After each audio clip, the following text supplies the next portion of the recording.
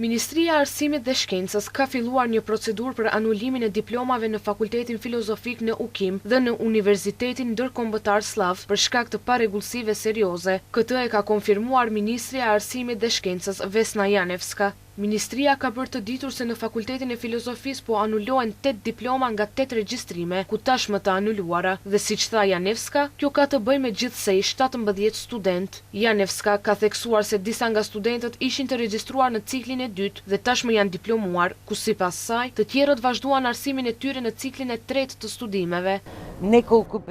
Fakulteti ka detyrimin të anulojë një certifikat të mbetur, pas së cilës Ministria e Arsimit do të anulojë dokumentet për të gjithë 8 studentët. Sipas Janevskës, studenti ka studiuar në të dy nivelet universitare dhe pas universitare, ku dhe ekziston një dyshim serioz për falsifikim të dy diplomave. Po ashtu, Janevska ka theksuar se Ministria e Arsimit vepron në mënyrë strikte, në përputhje me dispozitat ligjore dhe nuk bën dallim midis institucioneve shtetërore dhe private të arsimit të lartë. Informacioni në lidhje me diplomat e anuluara do të publikohet zyrtarisht sot në gazetat ditore dhe në faqen e internetit të Ministrisë së Arsimit dhe Shkencës.